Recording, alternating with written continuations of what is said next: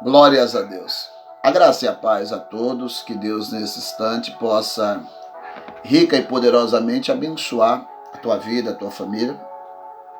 Eu tenho de Deus uma palavra para a tua vida no dia que se chama hoje, mas antes eu te peço que você que está nos ouvindo aí, nos ajude aí compartilhando com esta mensagem. Você que não é inscrito, se inscreva neste canal, porque assim você vai estar nos ajudando a fazer com que a palavra de Deus venha alcançar mais vidas e mais coração.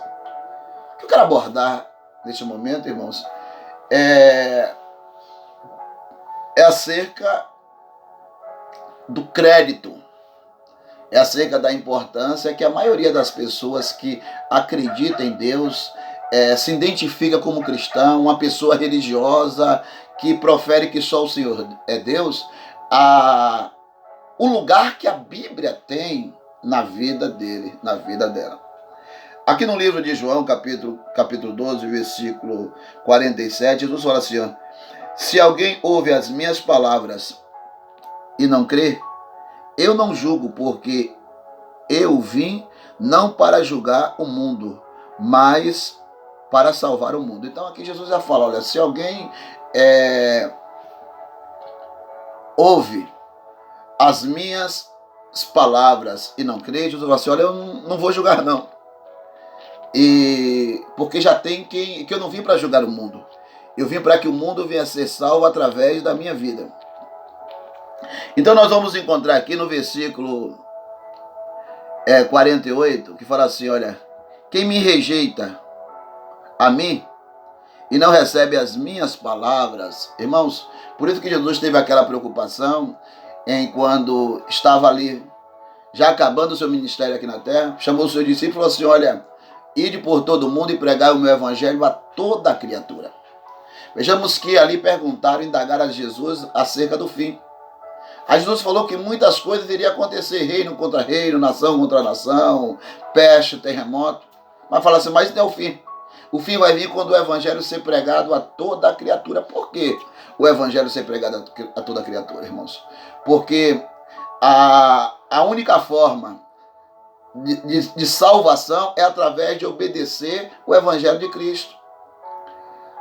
O próprio Jesus aí nos diz que fala que já é momento de começar o juízo. E fala que se primeiro começa por nós, qual será o fim daqueles que são desobedientes ao Evangelho de Cristo? Mas às vezes como é que você vai obedecer aquilo que você não conhece? Ou aquilo que você não tem interesse de querer conhecer? Porque o próprio Deus, ele ali orientou, ali falando através do ministério de Oséias, capítulo 6, versículo 3, que falou assim, olha, conheçamos e prossigamos em conhecer ao Senhor. O próprio Deus ali chamou Josué, quando ele iria dar continuidade à obra de Deus que Deus tinha feito através da vida de Moisés. Ele foi o sucessor de Moisés ali. Deus chegou e falou para Josué, Josué, medita nessas palavras dia e noite, para que tenha cuidado de fazer conforme tudo que está escrito, então eu farei prosperar o teu caminho. Então vejamos que, para que Deus falou assim, olha, para que as coisas venham a dar certo na sua vida, medita na tua palavra, na minha palavra. O salmista, ali no Salmo 119, versículo 11, o salmista ele falou assim, olha, guardei a tua palavra em meu coração. Ele fala para não pecar contra ti. Então nós vejamos que a exigência de Deus sobre a vida de Josué, para que tudo viesse a dar certo na vida dele, era para que viesse meditar e falar, não tirar ela da sua boca. A exigência de Deus, através do povo ali no tempo de Oséias, falou assim, olha, fala para este povo aí, ó, querer me conhecer. Conheçamos e prossigamos em conhecer o Senhor. E a preocupação do salmista que falou assim, olha, eu vou ter que guardar a palavra de Deus no meu coração, porque isso vai me ajudar a eu não viver uma vida na prática do pecado. Então nós vejamos que Jesus falou assim, olha, quem me rejeita a mim e não recebe as minhas palavras, porque quando a gente não dá crédito à palavra de Deus, a gente não está dando crédito a Deus. Não adianta eu falar muito bem de Deus Eu falar da bondade de Deus e eu não me importar com a palavra dele. Ele fala: quem rejeita a mim e não recebe as minhas palavras, já tem quem o julgue. A palavra que tenho pregado, o que há de julgar no último dia. Irmãos, nós vamos ser julgados através da palavra. E nós não se preocupamos com aquilo que está escrito. Não se preocupamos. Às vezes nós deixamos ser enganados porque nós não temos aquela preocupação de pregar uma Bíblia para ler e pedir para que o Espírito Santo de Deus venha nos dar sabedoria. Nós temos, ter uma Bíblia é interessante na casa de todo mundo, mas querer estudar uma Bíblia é desinteressante da maioria das pessoas que tem uma Bíblia dentro de casa. E o próprio Deus fala que nós vamos ser julgados, ela vai nos julgar no último dia. Aqui o versículo 49 que fala: porque eu não tenho falado de mim mesmo, mas o Pai que me enviou, ele me deu mandamentos sobre o que hei de dizer e sobre o que hei de falar.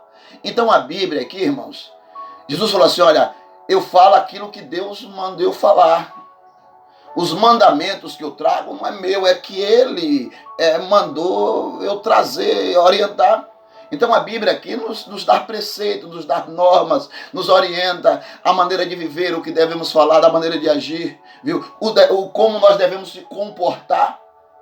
Porque quando nós falamos assim: olha, eu sou servo de Deus, nós fomos chamados para servir a Deus. Quando o verdadeiro fala assim: olha, eu entreguei minha vida na mão do Senhor. Então o nosso caminho é dirigido por Deus. E a Bíblia nos mostra, nos orienta o caminho que Deus quer que nós venhamos trilhar. Então que neste momento, o Senhor que está me ouvindo, você que Deus ali tocou para parar, para ouvir este áudio, que desse momento em diante você venha dar mais crédito à Bíblia que você tem dentro de casa. Você venha parar. Você não venha viver pela boca de pastor, pela boca de bispo, pela boca daquela pessoa, de uma mensagem que eu estou mandando você. Você venha viver pela boca de Deus. Você venha passar a viver da experiência que você vai ter com Deus através da palavra de Deus, que o Espírito Santo de Deus vai te orientar. Porque isso aí vai contar com a sua eternidade. Ou salvação e condenação. Que Deus continue falando ao seu coração.